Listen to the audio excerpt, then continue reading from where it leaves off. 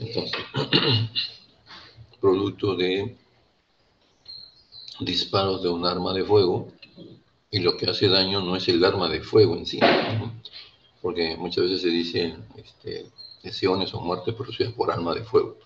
El arma no es la que produce la muerte, sino el proyectil que es disparado por esa arma de fuego, comúnmente conocido en el lenguaje sencillo como balas, ¿no? Pero el nombre técnico correcto es proyectil de arma de fuego. Entonces, estamos viendo aquí también en la proyección que dice que estas lesiones producidas por proyectiles de arma de fuego son las heridas producidas por proyectiles lanzados por un arma de fuego, por los elementos concurrentes y neoformados, y el mecanismo de acción es contuso y físico-químico. Aplicando la traducción para que se entienda en buen cristiano, en buen castellano, cuando se produce un disparo, sale el proyectil, eso sería un elemento que produce, cuando llega a su destino final, contusión, golpea, ¿no? La superficie con la cual impacta, puede ser el cuerpo de una persona, puede ingresar a alguna de las cavidades, claro, primero tiene que vencer la resistencia de la piel, perforar la piel, puede producirse ahí plano óseo subyacente, fracturas, perfora músculos, tejidos blandos de la región donde está ingresando, y puede quedar a nivel de superficie, puede quedar en el tejido subcutáneo, dependiendo de la velocidad, la distancia con que se haya disparado el arma de fuego. Entonces, puede penetrar a una cavidad y puede producir efectos sumamente graves, sumamente dañosos, como son compromisos, perforación, laceración de órganos vitales, ¿no? Esto puede llevar también a gran pérdida de volumen sanguíneo, o simplemente por el hecho del impacto en un órgano tan sensible como por ejemplo el cerebro, el corazón, se puede producir pues el paro cardíaco, cardiorrespiratorio inmediato, y eh, por más que se haga RCP y todo por la lesión sumamente grave, ya es irreversible este daño, entonces fallece la persona, ¿correcto? Entonces, a eso se refiere cuando hay el mecanismo de acción contusa. Y físico-química, ¿por qué? Físico-química porque al momento que se produce el disparo, se produce la activación de los componentes de la pólvora, es el elemento que va, debido a la combustión que se realiza en el disparo, va a generar una energía cinética, o sea que le va a conferir movimiento a gran velocidad de esa bala, de ese proyectil, y va a salir del arma, ¿no? En una gran velocidad, varios cientos, bueno, eh, eh, muchas veces varios cientos de metros por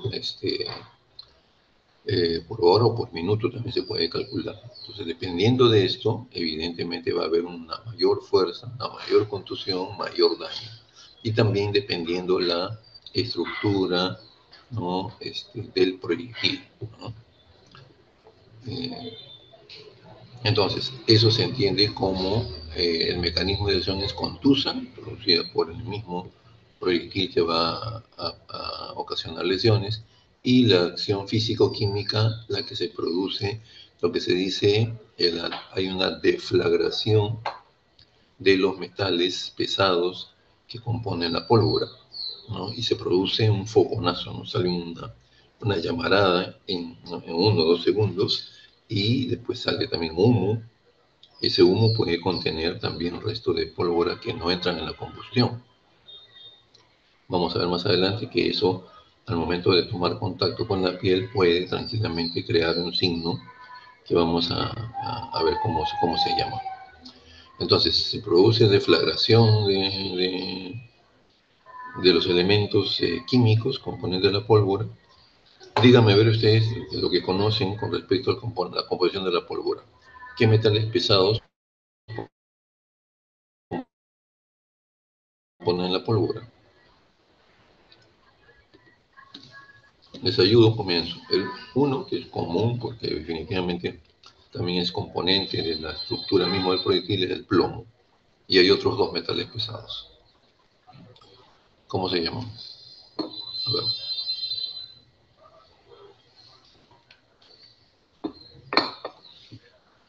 El bario. Correcto. ¿Ya? Plomo, bario y, uno tercero, antimonio, ¿no? Plomo, antimonio y bario. Cuando ustedes escuchan de que una persona que se sospecha que ha activado o ha disparado un arma de fuego, ¿cómo puede comprobarse? Mediante una prueba que se llama absorción atómica. ¿Correcto? Le hacen un hisopado con un reactivo, ya no recuerdo exactamente, creo que es ácido nítrico, si no me equivoco, un hisopado de las palmas y los dorsos de las manos, porque definitivamente al momento de producirse el disparo, hemos dicho que se produce un fogonazo, se produce humo y ahí, en esa deflagración, sale, ¿no?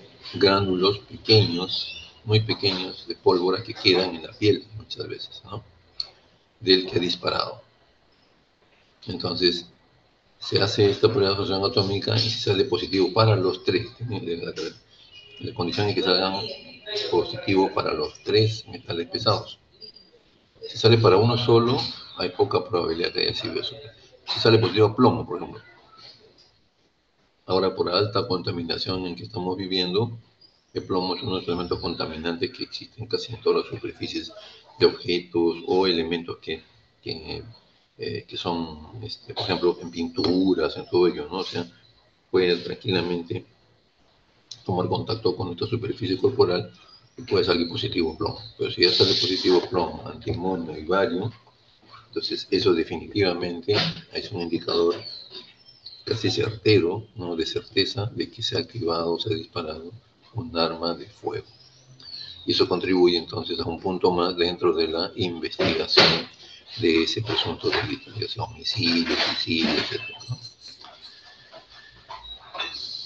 Entonces, eso ya está entendido en el primer párrafo cuando dice son lesiones producidas por proyectiles que son lanzados por un arma de fuego, por los elementos concurrentes y neoformados, eso por ejemplo que se forma, sale la pólvora y puede dejar rastros, correcto, es producto de la activación del mismo disparo. Y el mecanismo que hemos mencionado, contuso, porque evidentemente al salir a gran velocidad la bala va a producir contusión, golpe primero, y evidentemente una serie de lesiones que vamos a ir describiendo. El arma de fuego, ¿qué cosa es? Es un instrumento que por medio de la explosión de una carga dispara un proyectil. Y son hay diversas clasificaciones, pero vamos a revisar la más sencilla, que es de acuerdo al tipo de cañón, ¿no? Como indica en el tercer párrafo, de acuerdo al tipo de cañón, las armas se dividen en cañón corto y proyectil único. Por ejemplo, la pistola, revólver. El revólver fue una de las primeras armas de fuego que se inventaron, se ha ido perfeccionando en el transcurso del tiempo y ahora se conocen pues, los revólveres que ya, digamos, están un poco cayendo en desuso,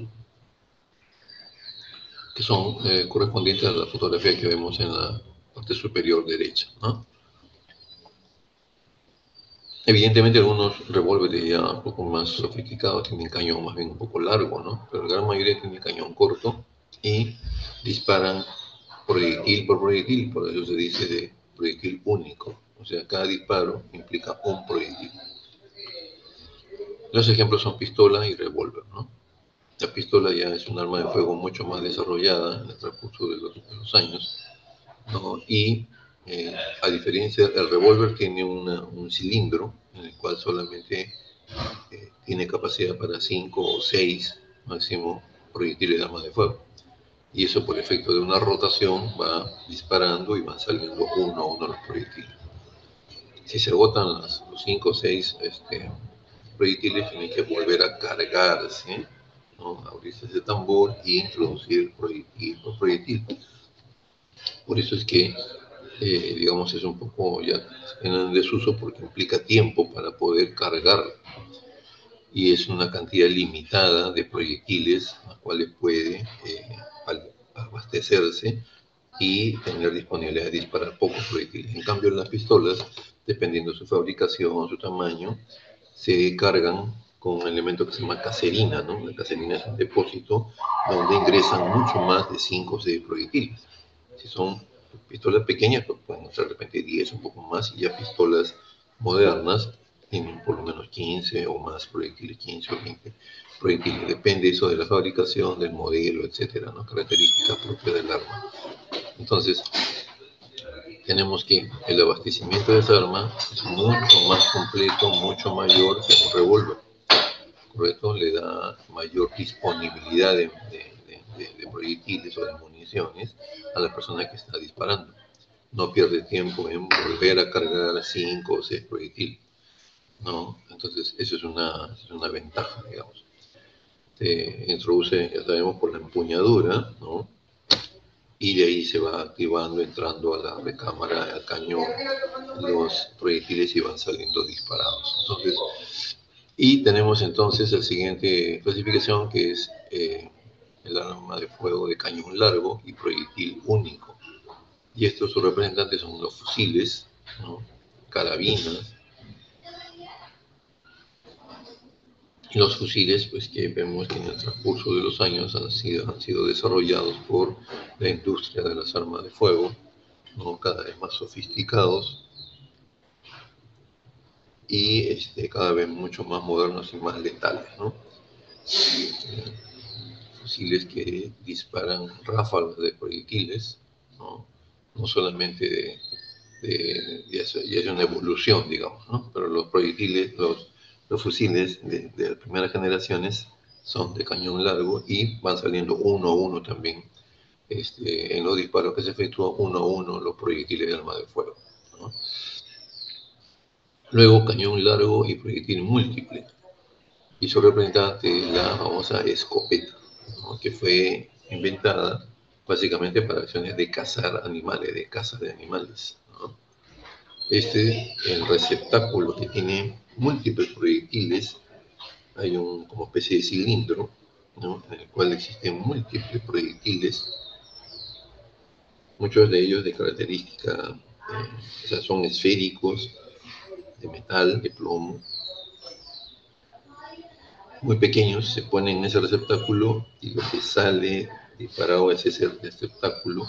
En el lenguaje de balístico se conoce como taco. El taco es ese receptáculo en el cual hay múltiples proyectiles. ¿Cómo son conocidos estos proyectiles? Cuando hablamos de escopeta, ¿cómo se les dice?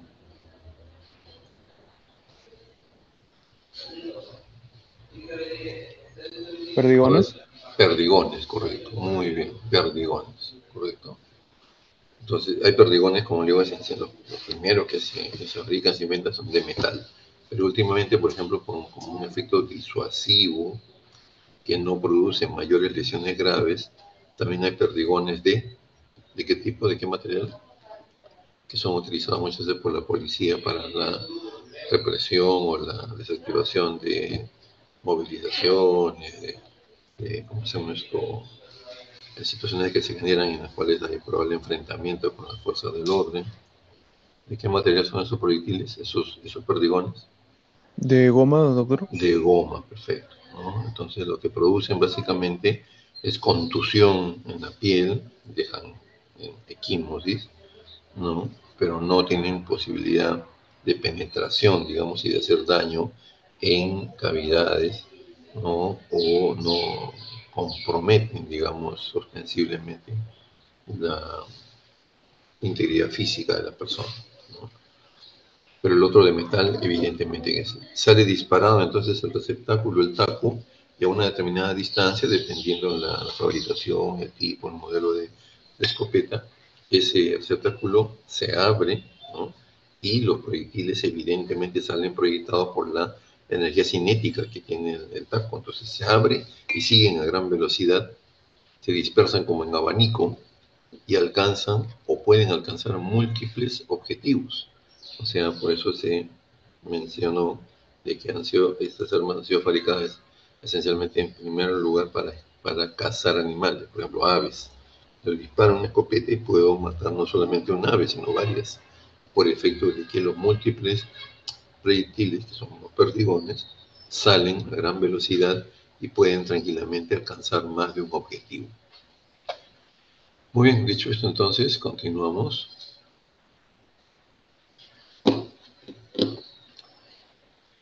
El área forense encargada del estudio de los proyectiles, de las armas de fuego, se denomina balística forense, y se divide en tres partes, ¿no?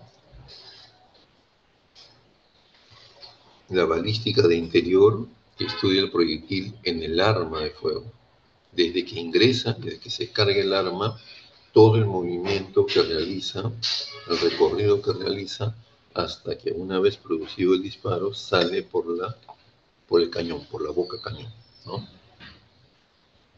Todo ese movimiento, ¿no? Y desde que ingresa hasta que sale se denomina balística de interior.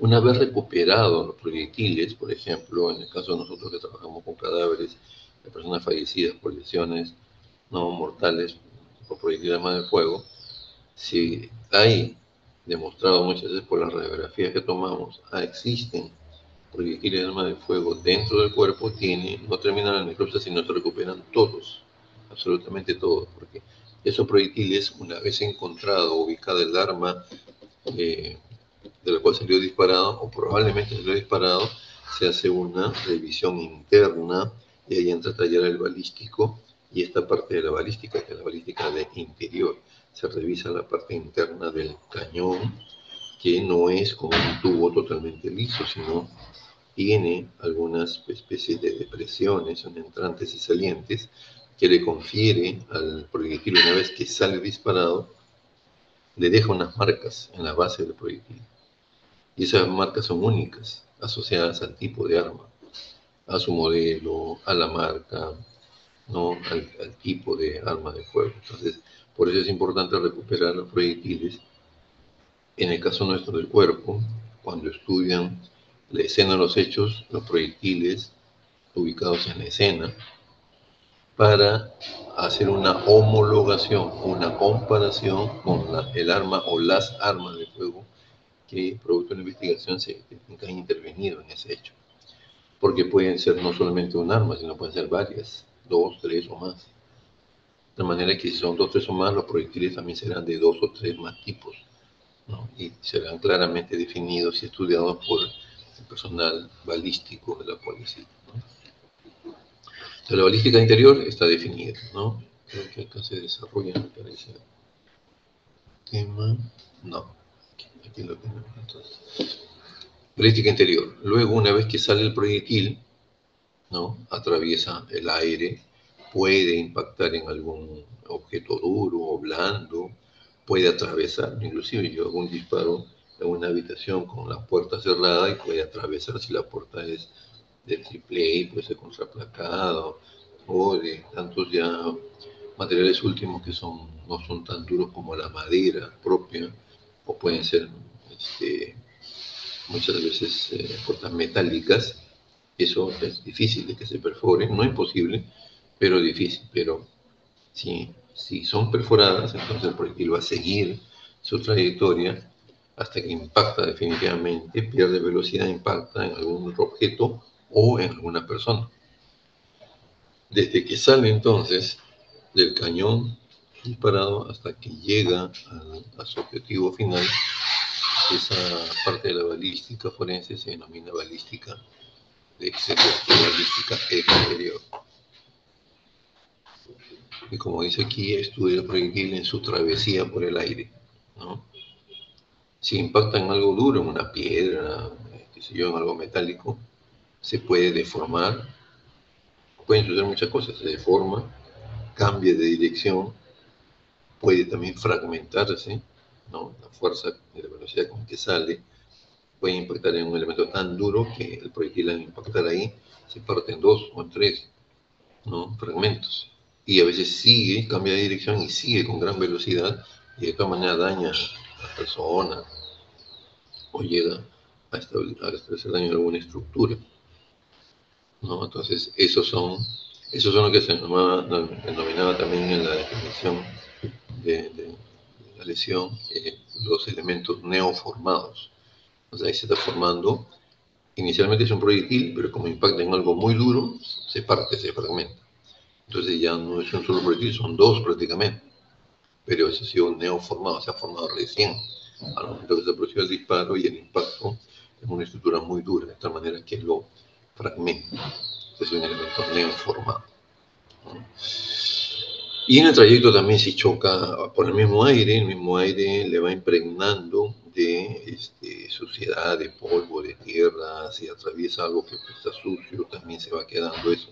Y vamos a ver que eso va a dejar un recuerdo en el orificio, ¿no? Sobre todo de entrada, ¿no? Todos estos otros elementos que se van adhiriendo al proyectil en su trayectoria, ¿no? Al momento de comprometer la piel, va a dejar un halo, un collarete, que vamos a ver cómo se llama, ¿no? Un poco más adelante. Y la última parte de la balística es cuando efectivamente llega a su destino final, si es un cuerpo, por ejemplo, va a producir heridas, ¿no? Y vamos a ver de qué tipo son. Heridas o lesiones por prácticamente pues es lo que hemos mencionado hace unos momentos, lesiones leves o moderadas o muy graves. Las graves, tómense en cuenta de que pueden ser comprometedoras de órganos vitales. Esa parte de la balística forense, cuando llega a su destino final, se denomina balística terminal. Y como dice la definición, estudia la penetración de los cuerpos sólidos e incluye el estudio de las heridas por proyectil de arma de fuego en las personas. Entonces ahí vamos a comenzar ya las características de que dejan este tipo de proyectiles cuando su objetivo final es un cuerpo, una persona. Entonces ahí, por ejemplo, las lesiones o las alteraciones que se producen una vez llegado a proyectil al cuerpo, esa es la balística terminal. O también denominado, ustedes van a ver en algunos textos, balística de efectos, se llama, ¿no? Y esa balística la dominamos nosotros los médicos legistas tanatólogos, ¿no? Somos expertos en definir un orificio de entrada, un orificio de salida, definir la trayectoria, qué daño o qué lesiones hizo en su recorrido, en su trayectoria. Podemos definir la dirección que ha seguido, ubicándonos en los planos de referencia. Podemos decir si es de adelante hacia atrás o viceversa, de derecha o izquierda o viceversa, y de arriba a abajo o viceversa. Eso con analizar las lesiones finales, ¿no? Terminales que se producen en la persona, ¿no? Fallece, viene la necropsia, y ahí en la necropsia podemos nosotros definir estas lesiones, ¿no? Y se corresponde esto con la parte de la balística denominada balística terminal. ¿Correcto? Ahí se involucra o nos involucramos fuertemente nosotros al definir las lesiones. Cuando recuperamos el proyectil también tenemos que tomarle todas sus medidas correspondientes, calibrarlo, tomarle fotografías para ver si está íntegro, está deformado, en qué parte se deforma, en la base, en la punta, está totalmente achatado, de repente está fragmentado, o de repente está, como digo, con una deformación tan marcada que ya no es, digamos, aprovechable para un mayor estudio. Todo eso tenemos que irlo describiendo y dándole soporte de registro mediante fotografías, ¿no? Videos, etcétera, etcétera.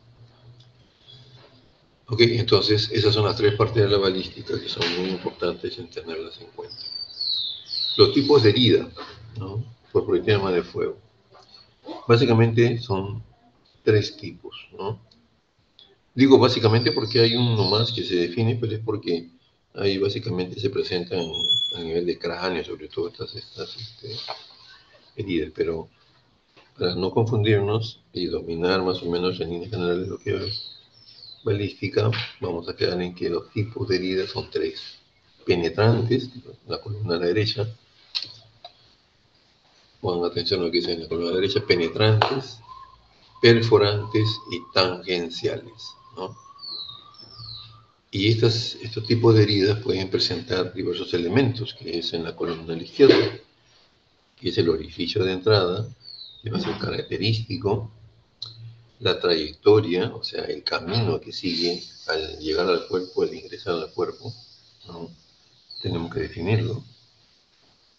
Por ejemplo, si es una lesión, apreciamos en esta lesión del tórax una lesión compatible con orificio de entrada por proyectil de arma de fuego en la cara anterior del emitor derecho. Ubicada, y ahí entra tallar, muy importante, tenemos que definir muy bien cada herida y ubicarla topográficamente, con coordenadas. Y las coordenadas se toman con los puntos de referencia anatómicos. Si yo digo que el orificio de entrada está en la cara anterior del emitor derecho, ¿qué elementos de referencia tenemos para ubicarlo ¿cómo se llama? Topográficamente en esta región? ¿Cómo podemos ubicarlo? ¿A cuántos centímetros de qué referencia? Hablando de planos anatómicos o de líneas, ¿no? A ver, díganme ustedes.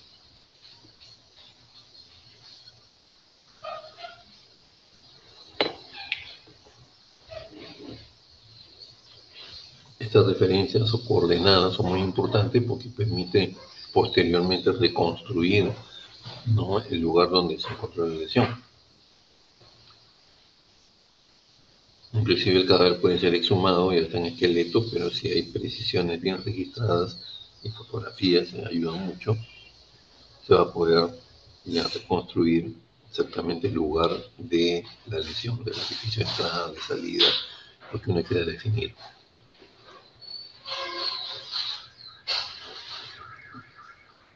Si decimos que está en la cara anterior del tórax o del emitor derecho, podemos tomar la referencia de la línea media anterior. Entonces decimos, por ejemplo, a 12 centímetros a la derecha de la línea media anterior. Y el plano horizontal, ¿con qué línea, con qué referencia anatómica puedo referirlo?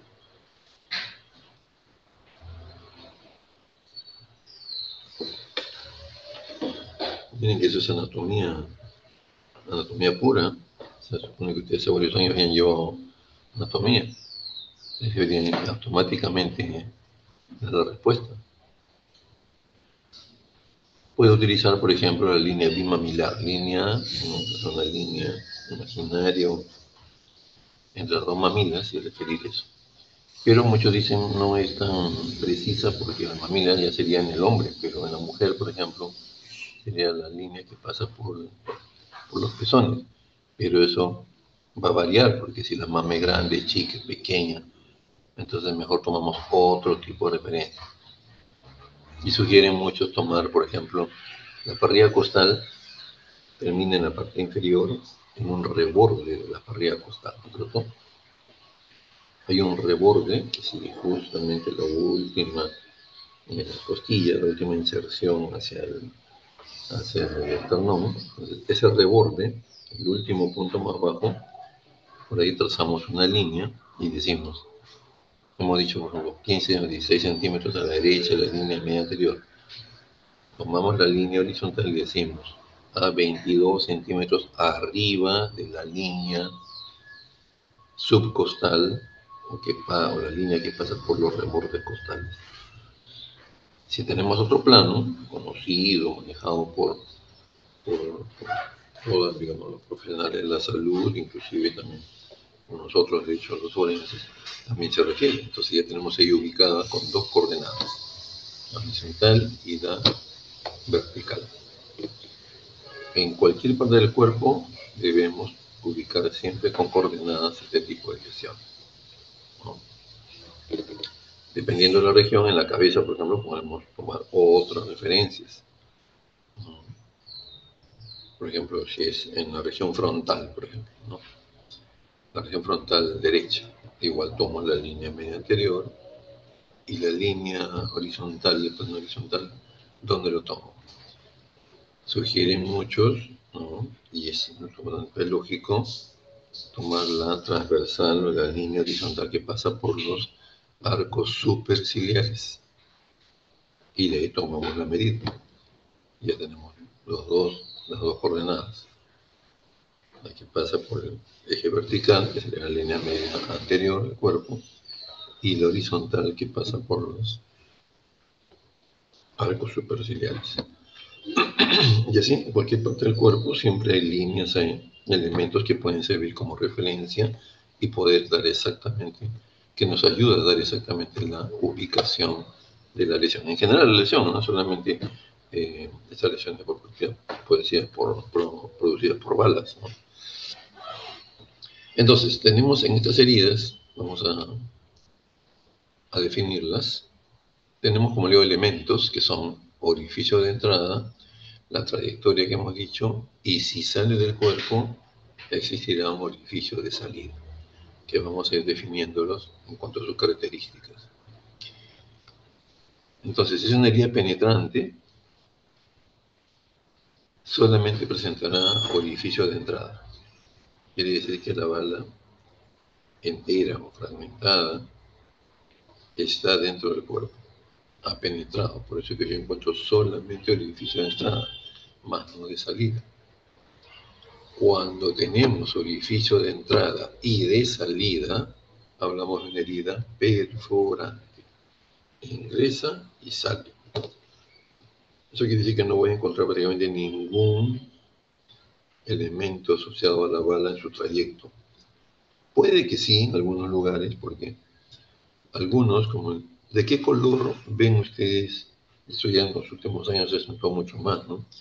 Cuando recién salían las primeras armas, que eran los revólveres, el proyectil, ¿de qué color era?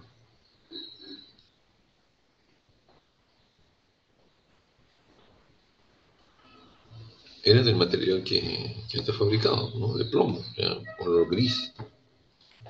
Pero ustedes han visto en la película, si es que no han visto en forma personal, en vivo y en directo, las balas que son disparadas, por ejemplo, por pistolas. ¿Qué color tienen? Como de cobre, doctor. Color cobrizo, color dorado, color amarillento, ¿no? Marrón amarillento, algunas veces medio anaranjado. ¿Por qué? Porque son hechas de ese metal que da ese color. No. El corazón, el cuerpo de la bala del proyectil sigue siendo de plomo. Lo que pasa es que el plomo es dúctil, a veces se deforma. Entonces detectaron eso en la evolución de la fabricación de las armas de fuego y dijeron, como el plomo muchas veces se deforma, cuando llega a su destino final no produce tanto daño, no es tan letal. Entonces vamos a darle mayor fuerza, vamos a revestirlo, vamos a cubrirlo con una lámina muy delgada de aleación de estos metales que se han mencionado. Puede ser cobre, bronce, pueden ser una combinación de estos o de otros metales, y esos son los que dan la coloración cobriza, amarillenta, color dorado, las variedades que vemos. Ese revestimiento en el lenguaje balístico se denomina camiseta. Es como una cubierta, una lámina muy delgada que se le cubre para darle mayor dureza, mayor penetrabilidad y por ende mayor posibilidad de provocar daño. Y mayormente eso lo vemos en proyectiles que son disparados por pistolas, ¿no? Y bueno, también por fusiles, por metralladoras últimamente, ¿no? Esa camiseta cuando impacta en la bala, en el cuerpo, sigue su trayectoria. Esa camiseta, como es un revestimiento, puede salirse y quedarse en el camino, en la trayectoria. Entonces vemos ahí una cosa media deforme, todo, y cuando ingresamos, hablando de hacer la necropsia, recuperamos eso y nos damos cuenta que no es el proyectil, ni tampoco es un fragmento, sino es la camiseta. Es la lámina delgadita que cubre, que por efecto de la fricción, la contusión, la fuerza con que se ha desplazado, se ha salido ¿cómo se llama? De la bala del proyectil y se ha quedado en el camino, en la trayectoria. Entonces hay que tener mucho cuidado. Todo eso debe quedar bien registrado, ¿no? Entonces, vamos analizando ya que tenemos unas heridas penetrantes, heridas perforantes. Hay lo que son las contusiones leves, que en el momento de que se dispara, si es una distancia muy larga, el proyectil digamos, va perdiendo velocidad y solamente llega y golpea nada más la superficie del cuerpo. Entonces va al momento de producir una contusión que va a producir equimosis por percusión con el proyectil con velocidad agotada, que digo, chocando, ya va perdiendo velocidad, de todas maneras impacta, ¿no? Pero no produce mayor lesión, sino simplemente golpea la piel, contunde la piel.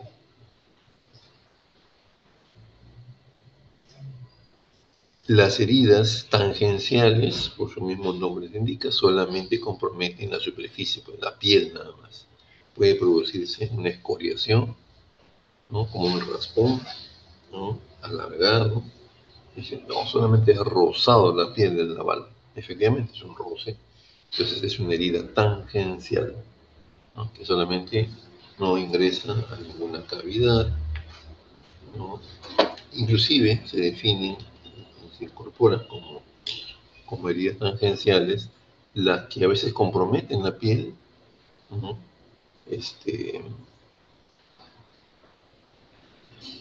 Perforan la piel, pero solamente se dirigen por debajo por el tejido celular subcutáneo y salen unos centímetros más allá. O sea, como un túnel, creo. No ingresan a cavidad, no producen mayor daño grave, sino solamente esa porción del tejido celular subcutáneo y sale, ¿no? Pero solamente es un daño superficial. A eso se le sigue llamando herida tangencial. Y contusiones graves producidas por impacto de proyectiles explosivos, sobre todo, ¿no? En diversidad de tipos de proyectiles. Eso puede producir mucho más lesiones, ¿no? Que agravan el cuadro, ¿sabes? ¿No? Dijimos que hay entonces, en todos los tipos de herida, ya sea penetrante o perforante, todos van a tener sí o sí un orificio de entrada, un orificio de ingreso. Y estos van a presentar ciertas características que son propias y se denominan características constantes. En todo orificio de entrada vamos a tener esas características. Algunos alumnos ya que han hecho sus prácticas en observación de necropsias, hemos tenido la oportunidad de ver este tipo de características.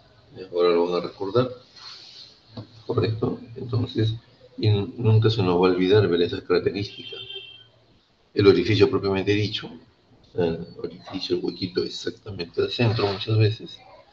Luego alrededor de ese edificio hay halos, o también denominados collaretes, y son el halo erosivo, algunos textos dicen erosivo, contusivo, porque golpea y sigue su trayecto, penetra la piel, rompe la piel, pero ahí vamos a ver justamente un halo rojizo violáceo, que es producto a que vence la gran velocidad de la fuerza que tiene el proyectil, vence la resistencia de la piel. Al momento de entrar, raspa, erosiona, produce una escoriación y eso da un halo, ¿no? Un collarete de tipo rojizo violáceo, que puede medir 2 milímetros, 3 milímetros. Cuando entra en un ángulo que no es el de 90 grados, sino menor o mayor, se va a producir un disparo, digamos, oblicuo.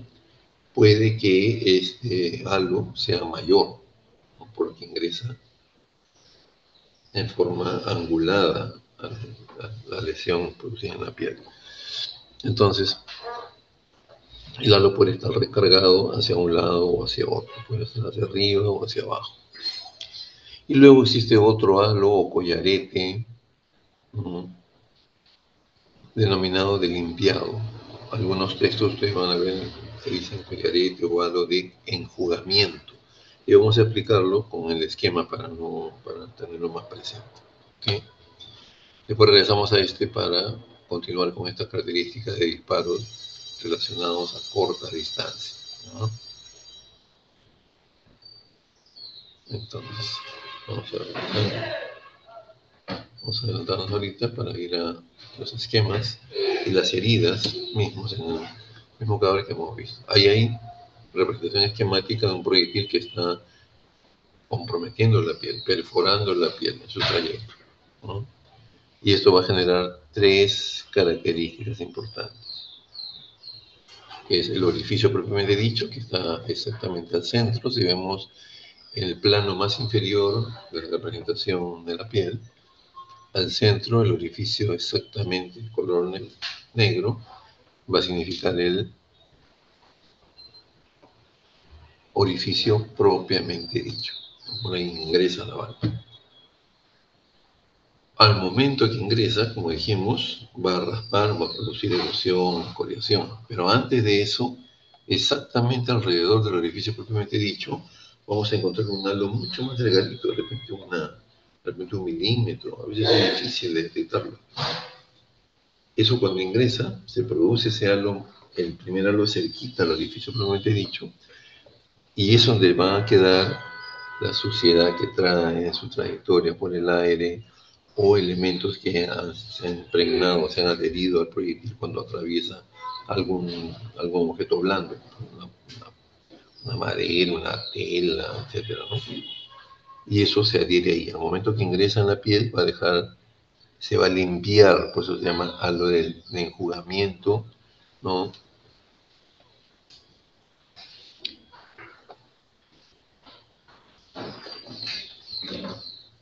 O a lo que decíamos aquí, o a lo de limpiado, ¿no es cierto? Esa es la característica. Algunos dicen enjuagamiento o a lo de limpiado. Entonces hasta ahí estamos bien. Orificio propiamente dicho, el halo de enjugamiento exactamente al bordecito del orificio propiamente dicho. Y ese raspado, esa erosión, esa escoriación que está por fuera, que es a veces mucho más notorio, porque es más allá de 2 milímetros, ¿no?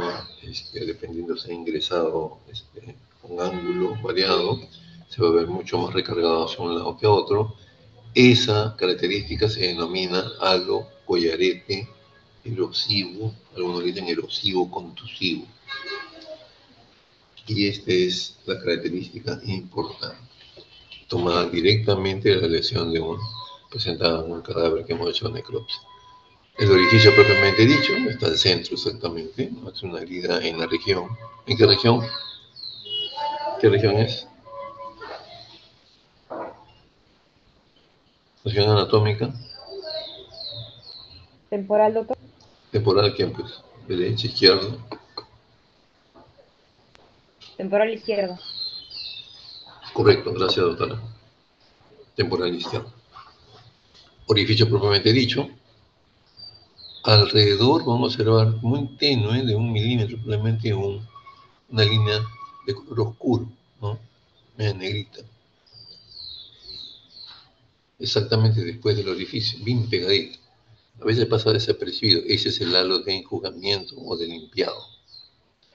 Y después, hacia afuera, vamos a ver esa erosión, esa escoriación, ¿no? Acá se ve un poco rosadita, pero normalmente se ve un poco más oscura, ¿no? Se ve de coloración rojizo, rojizo violáceo. Ese es el halo o collarete erosivo contusivo, ¿no? O el halo escoriativo, normalmente otros, ¿no? Tiene varias excepciones, pero que significan lo mismo. Entonces, ese halo mucho más notorio es el que deja el proyectil cuando perfora la piel, la raspa, fricciona y producto de esa fricción deja este halo, ¿no? Rojizo violáceo, que se ve más hacia afuera del orificio propiamente dicho y del halo de enjugamiento que es muy delgadito. Entonces, estamos claros en eso, ¿no? Los tres componentes permanentes del orificio de entrada lo estamos viendo en este tipo de lesión. Orificio propiamente dicho, halo de enjugamiento del limpiado exactamente en el borde, y más allá de esa característica está el halo erosivo contusivo, ¿no? O halo excoriativo. Entonces, si nosotros tenemos esas tres características, este orificio sí o sí es de entrada. ¿Correcto? Entonces, regresamos.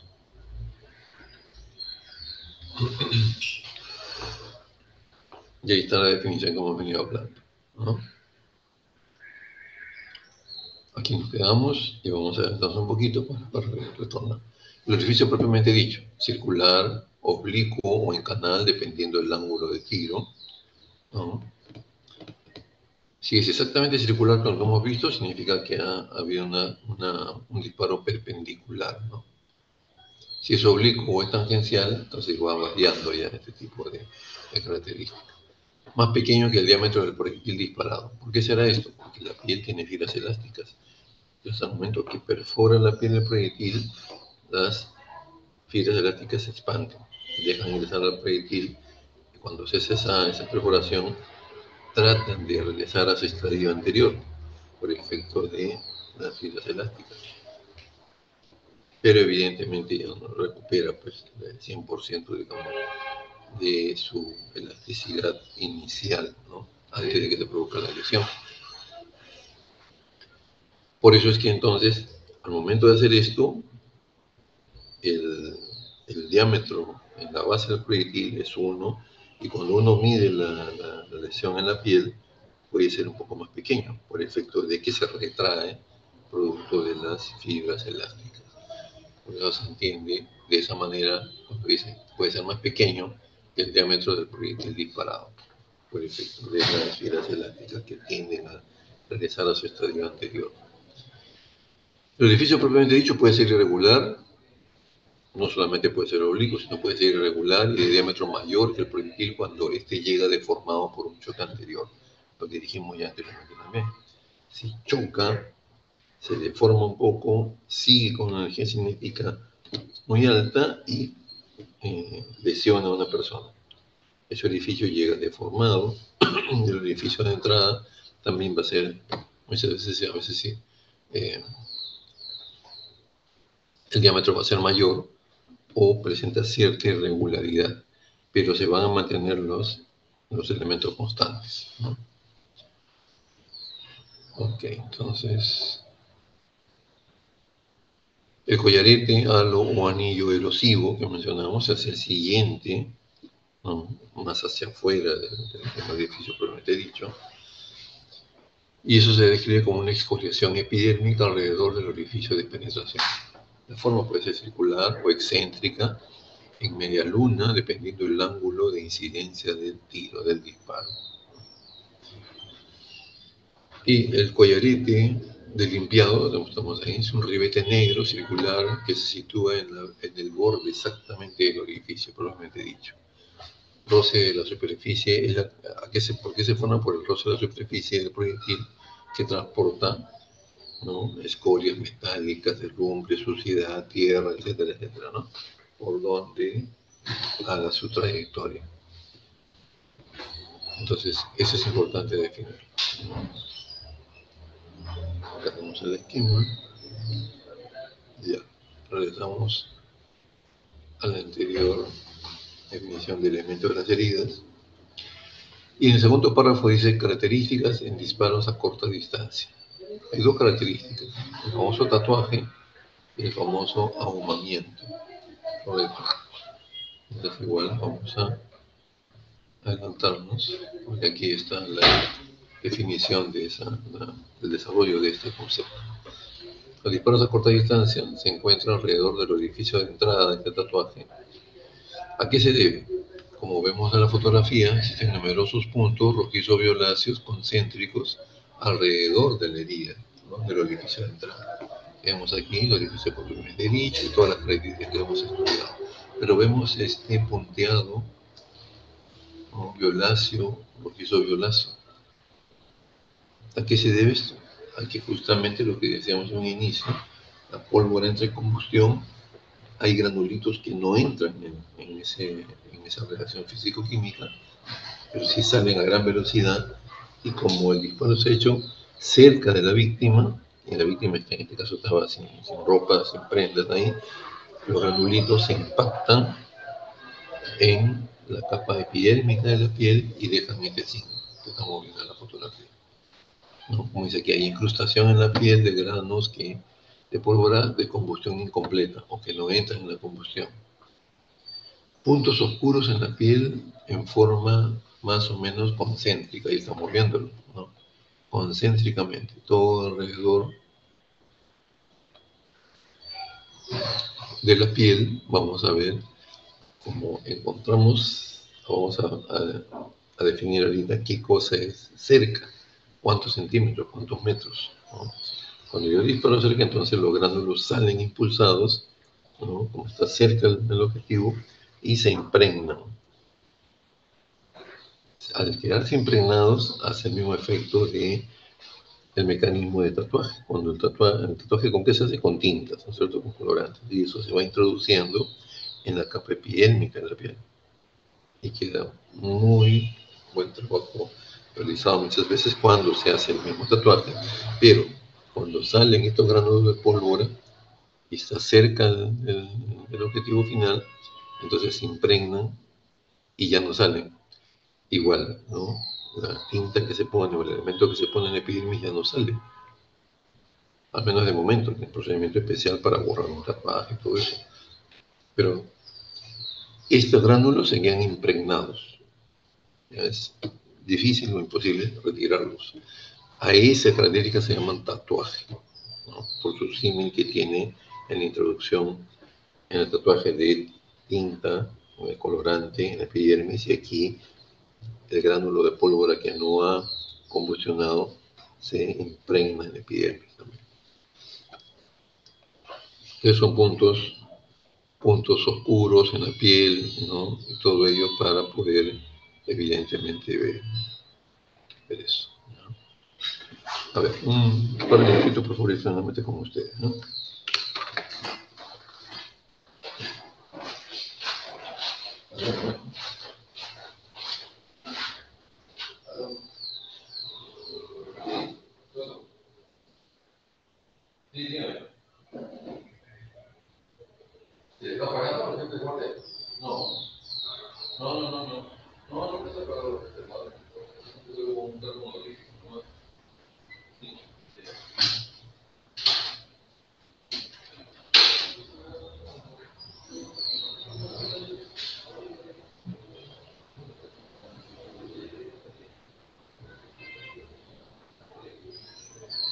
Adecuadamente. Bien, entonces, aquí, cuando hablamos de corta distancia, lo que decíamos hace unos momentos, cuando el disparo se realiza, si es con arma de cañón corto, es decir, revólver, pistola, cuando, como dice aquí el último párrafo de este PPT, pudiendo considerarse 50 centímetros para revólver o pistola, o sea, desde la superficie corporal hasta la ubicación del arma, deben haber máximo 50 centímetros. Y lo que no está aquí, y tienen que anotarlo, es si con respecto a armas de cañón largo. Ahí varía a 3 veces más. Hablamos de corta distancia y vamos a encontrar probablemente este tatuaje, ¿no? O el otro elemento de corta distancia que es el ahumamiento. Estamos hablando, cuando hablamos de armas de fuego de cañón largo, en corta distancia hablamos hasta 150 centímetros de la superficie corporal, ¿correcto? Entonces, cañón corto hasta 50 centímetros, ¿no? Si es 10 centímetros, 20, 30, 40, hasta 49, 50, ahí vamos a encontrar, de hecho, ¿no?, la impregnación de estos gránulos de pólvora que no entran en la combustión. Cuando es cañón largo, ya un fusil, otro tipo de armas de cañón largo y proyectiles únicos, es un poco más largo, hasta 150 centímetros, ¿correcto? Bien, entonces esto es importante. Luego tenemos, retrocediendo un poquito, tenemos y el ahumamiento. El ahumamiento es justamente como se produce un fogonazo, sale humo, ese humo se va aquí está, va a quedar un poco impregnado también en la piel. Cuando hacemos con fuerza, mediante una esponja, un paño, este ahumamiento va a salir. Por eso es que se denomina también falso tatuaje, como dice acá el segundo párrafo de la proyección. Falso tatuaje, ¿no? O llamado ahumamiento. La distribución es más o menos concéntrica al orificio de entrada y dependerá también según el ángulo de disparo. Son dos elementos que van a hablar a favor de corta distancia en un disparo por proyectil, un disparo por arma de fuego. Aquí hemos desarrollado entonces los orificios Nos falta el orificio de salida que vamos a ver más adelante, pero hablemos con referente al orificio de entrada, características en disparos a cañón aplicado. Difíciles de conseguir porque son, digamos, muy escasos. Hemos conseguido uno que es el signo de Puppe-Werharner. El signo de Benassi vamos a explicar, y la bocamina de Hoffman también, ¿ya? Pero el Puppe-Werharner obedece a cuando hay el arma que se descansa, toma contacto directo con la piel, por ejemplo, un disparo aplicado, un arma fuera aplicada a nivel de la cabeza, en el cráneo. Al momento del disparo va a recalentarse y ese recalentamiento deja, aquí está, ¿no? Deja estas marcas, ¿no?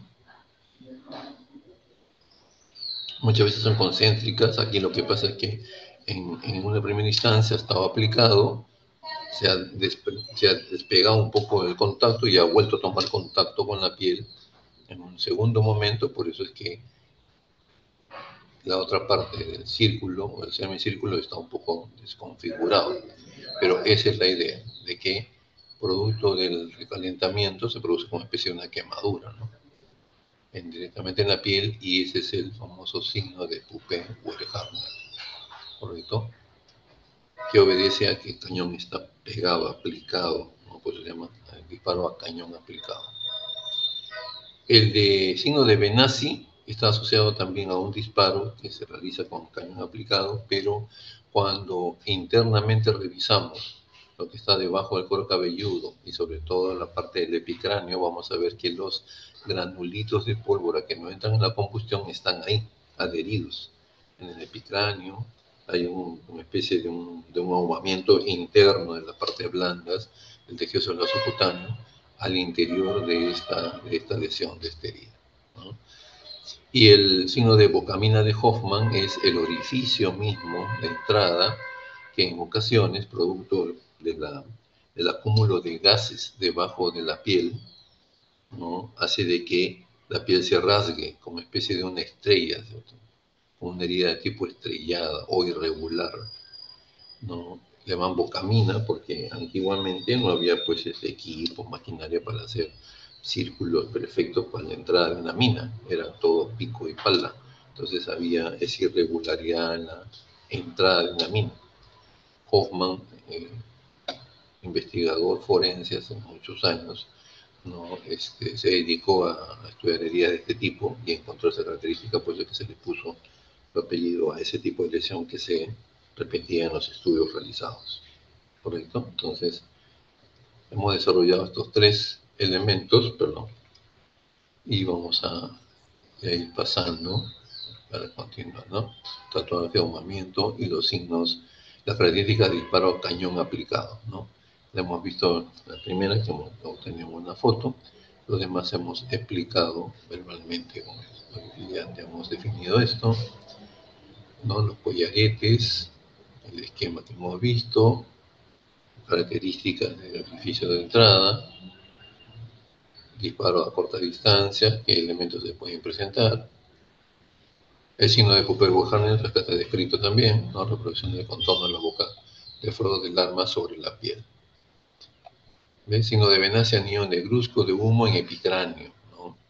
Inclusive podemos ver, como digo, los granitos de pólvora incrustados en el epicráneo también. Y el signo de bocamina de Hoffman es un disparo sobre el cráneo en forma alrededor del orificio de entrada, un abombamiento por el producto de los gases y disección interna de la piel por efecto de la expansión de los gases de la pólvora. Por eso que la herida no es así, digamos, regularmente redonda, sino a veces un poco como estrellada, como irregular, ¿no? Producto de este mecanismo. Acumuló los gases, hay un abombamiento y la piel se rasga.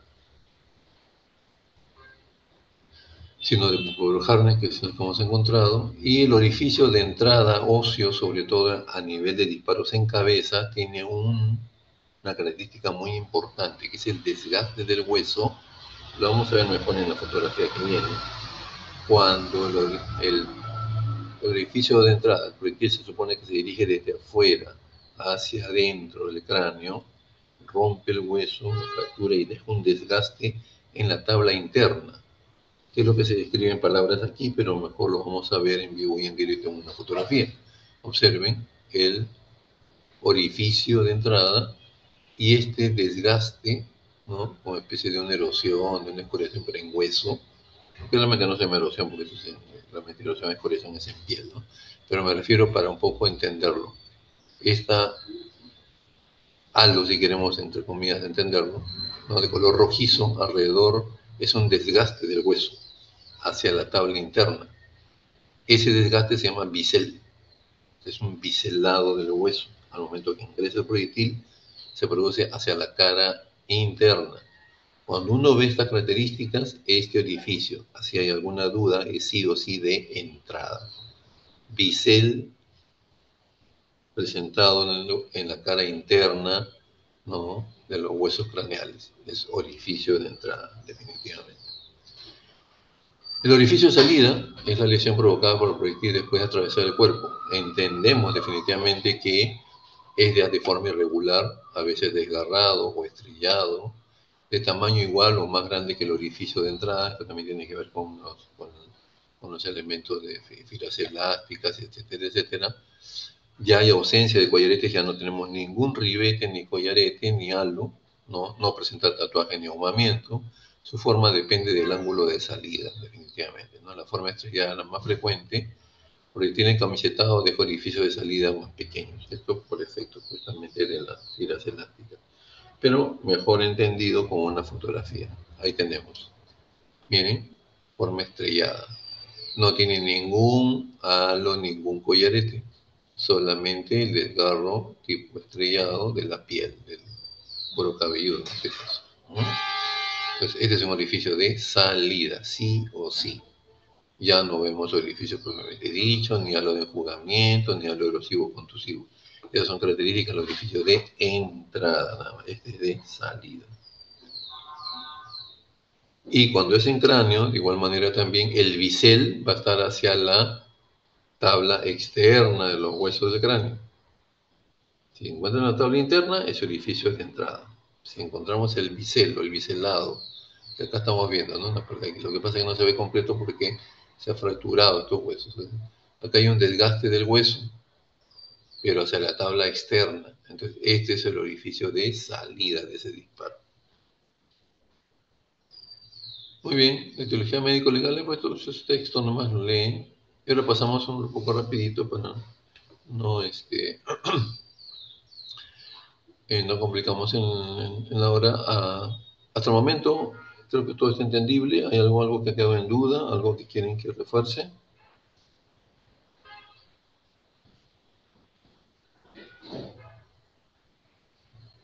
No, doctor, sí está bien. Perfecto, muy bien. Pasamos entonces a lesiones por arma blanca. Son lesiones ocasionadas por elementos, agentes o instrumentos que actúan sobre el cuerpo aplicando la punta y o filo que posee, ¿ya?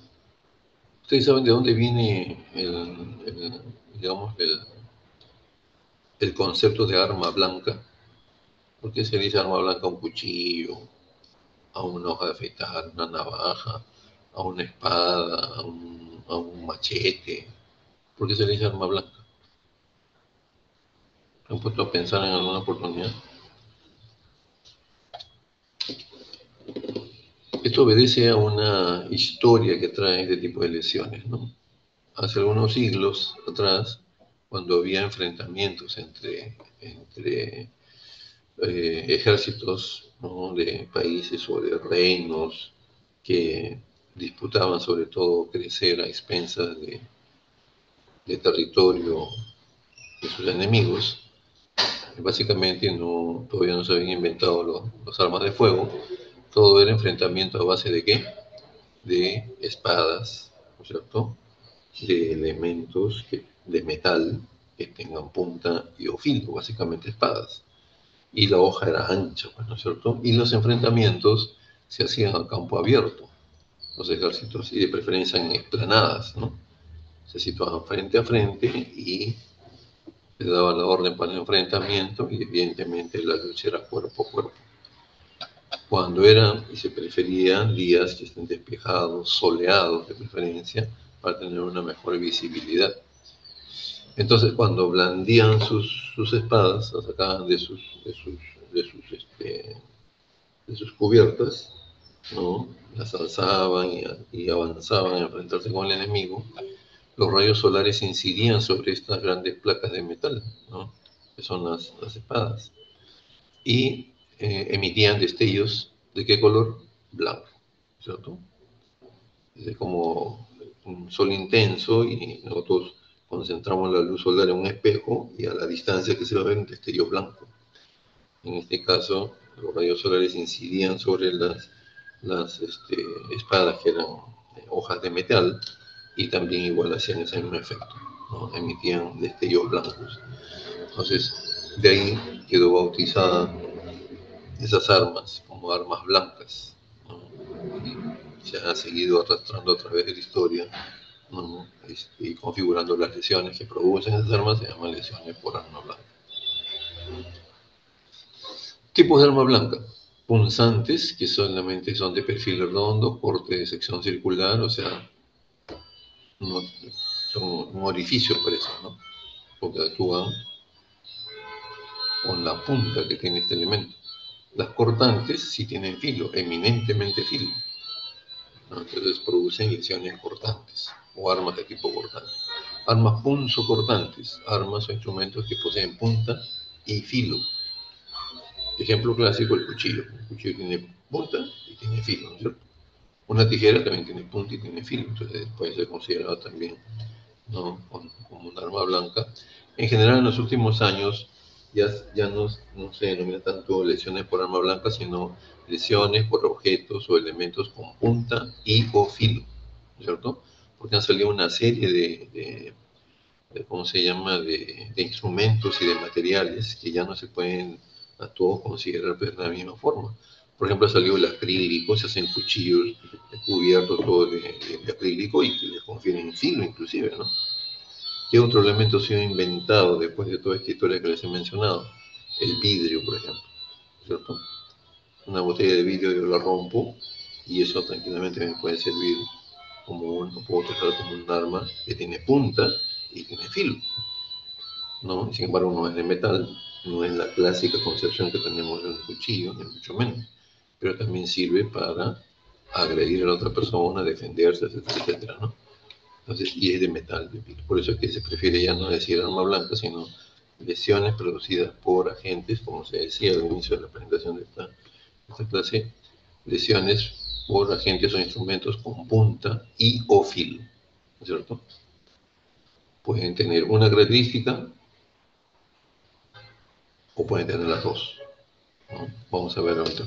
Contusos cortantes, armas que poseen solidez, un peso importante y un filo también. Vamos a ver a qué nos referimos. Entonces aquí están los ejemplos. Serían punzantes, solamente elementos que tienen básicamente punta. De ahí viene punzante, una aguja grande que usan para coser, qué sé yo, sacos o elementos punta, inclusive con punta roma. Un clavo no tiene filo, ¿no es cierto? Tiene punta. Un clavo de construcción, pues es grande, y puedo utilizarlo yo para agredir a otra persona o defenderme. Y voy a producir heridas que van a dejar, ¿no?, una lesión circular o semicircular. Un palo de tejer, ¿tiene filo? No tiene filo, pero sí lo puedo utilizar para agredir, inclusive matar a una persona. Puedo introducirlo en el abdomen varias veces y de hecho produce lesiones graves. Un verduguillo, ¿qué es un verduguillo? Elemento utilizado, fabricado mayormente de tipo casero en los canales. ¿De dónde sacaban verduguillos? Por ejemplo, de un fierro de construcción, no tan ancho, sino más o menos mediano, o un alambre sólido muy grueso. Comenzaban a afilarlo en la punta y ya tenían, digamos, esa parte como para agredir. Un desarmador le pules bien la punta y se convierte efectivamente en un arma y tiene solamente punta y puedes utilizarlo como un arma agresora. Heridas punzocortantes, la espada, el cuchillo, la bayoneta, ¿no?, elementos que tienen punta y o filo, ¿correcto? A ver, un segundito, por favor, un momento. Esperen ustedes.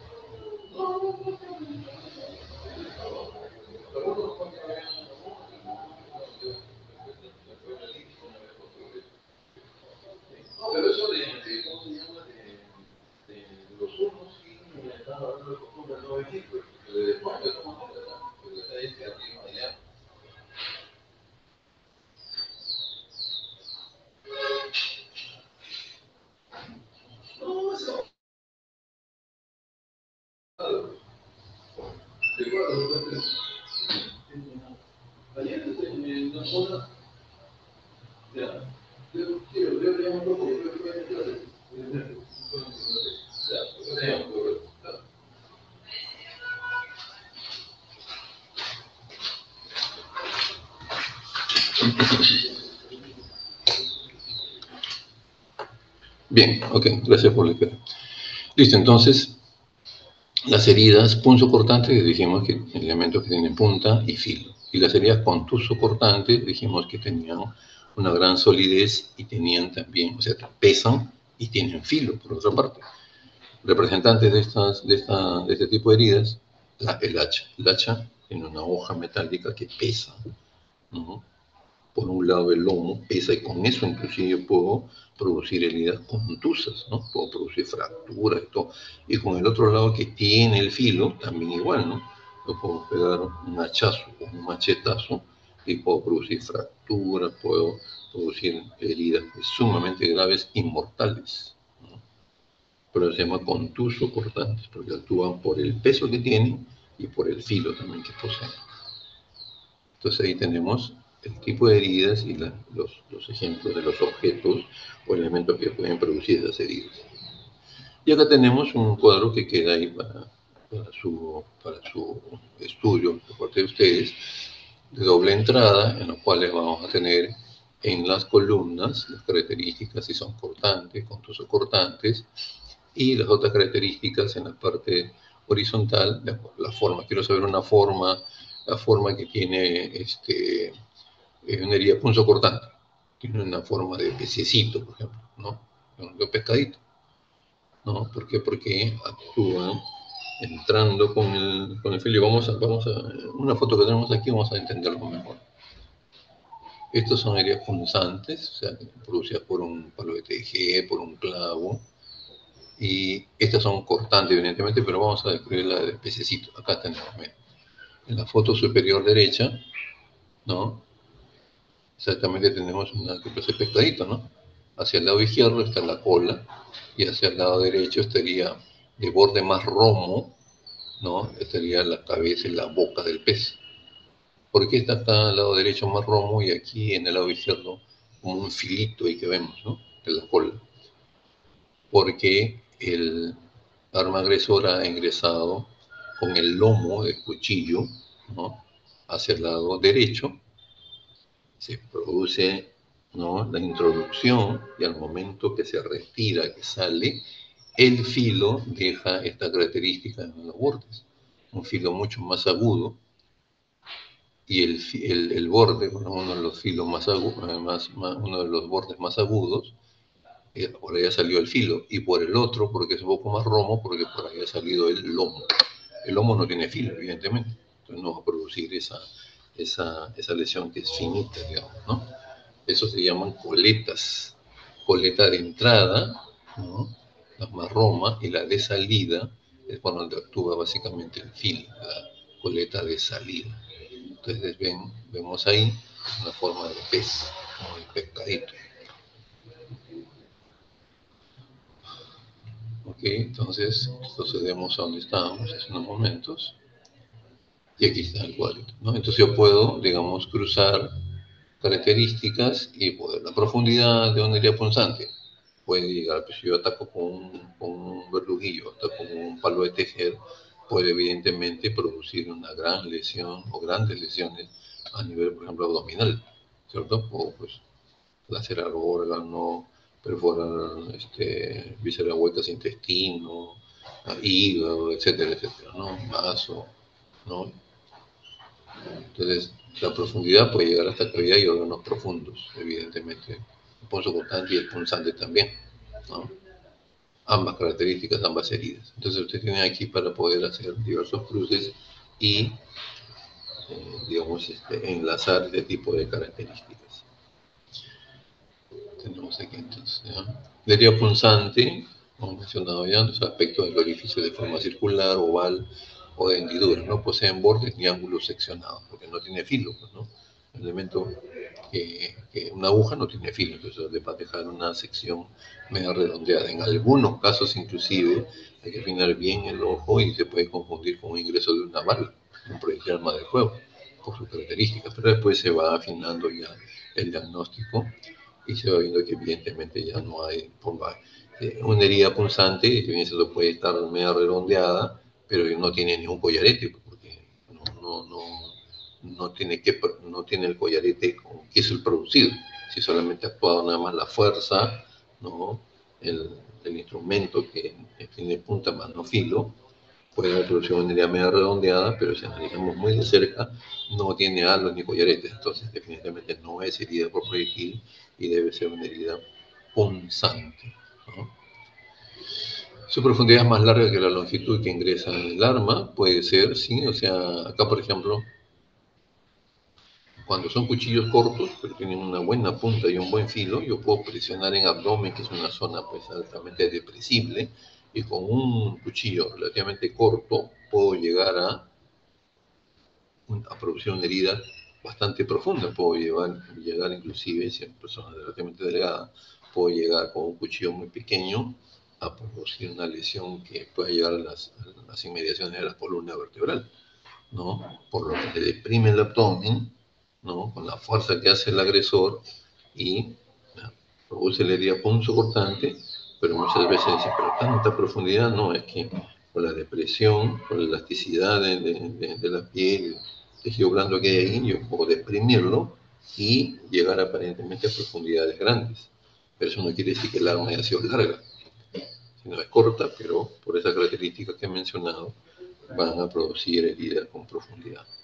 ¿Okay? Entonces tenemos las características de herida punzante, de herida cortante, ¿no? Armas que tienen netamente filo, ¿no? Aspecto lineal, predominando la longitud sobre el ancho, bordes o labios bien nítidos. Aquí tenemos el ejemplo producido por una hoja de afeitar. Miren, y ahí están, ¿no?, las coletas, entrada y salida, ¿no? Se termina en cola en ambos extremos. La más corta indica el lugar por donde se inició la herida y la más larga, que se prolonga, es una fina erosión por donde termina. O sea, uno va sacando el arma y acá tenemos esta pequeña erosión lineal larga hacia la parte inferior, es por donde ha salido el arma, digamos, e ingresó por esta que es mucho más corta. Entonces, esta es la coleta o cola de entrada y esta es la de salida, ¿no?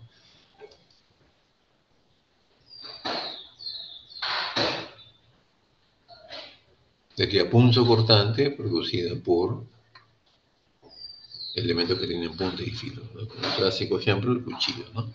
Tiene aspecto de ojal o de pez, ¿no? Tiene cabeza, cuerpo y cola, ¿no? Posee una cola que es el ángulo más agudo de la herida, indica el lugar por donde terminó su recorrido, el filo del cuchillo, lo que dijimos, ¿no? Y ahí está, ¿no? Extremo más agudo, entonces por ahí salió el filo. Y ingresó el lomo, o el otro lado del arma, por el lado derecho. Y tiene cabeza, cuerpo y la cola, ¿no?